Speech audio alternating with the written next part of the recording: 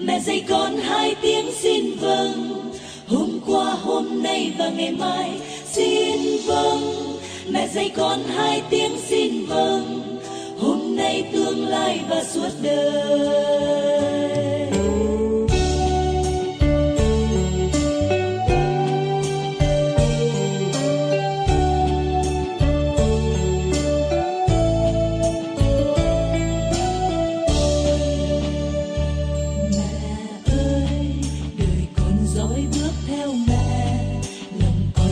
Noi gương mẹ, xin mẹ dạy con hai tiếng xin vâng.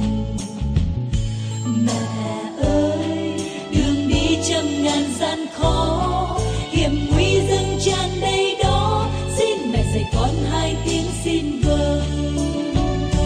Xin vâng, mẹ dạy con hai tiếng xin vâng, hôm qua hôm nay và ngày mai xin vâng.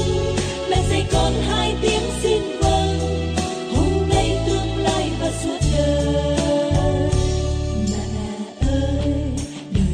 dõi bước theo mẹ, lòng con quyết noi gương mẹ, xin mẹ dạy con hai tiếng xin vâng.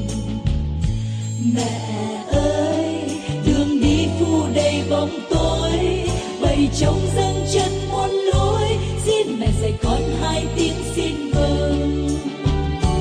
Xin vâng, mẹ dạy con hai tiếng xin vâng, hôm qua hôm nay và ngày mai xin dạy con hai tiếng xin vâng, hôm nay tương lai và suốt đời.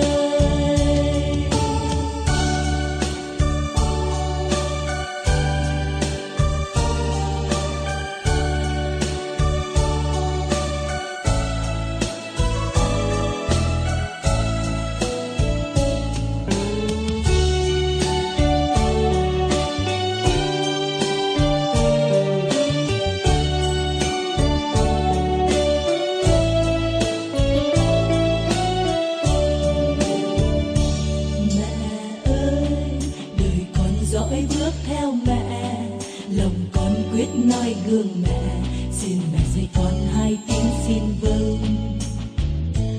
Mẹ ơi, đường đi trăm ngàn gian khó, hiểm nguy dâng tràn đầy đó, xin mẹ dạy con hai tiếng xin vâng. Xin vâng, mẹ dạy con hai tiếng xin vâng, hôm qua hôm nay và ngày mai xin vâng. Mẹ dạy con hai tiếng xin vâng, hôm nay tương lai và suốt đời. Mẹ ơi, đời con dõi bước theo mẹ, lòng con quyết noi gương mẹ, xin mẹ dạy con hai tiếng xin vâng. Mẹ ơi, đường đi phủ đầy bóng tối, bầy trống dâng chân muôn lối, xin mẹ dạy con hai tiếng xin vâng.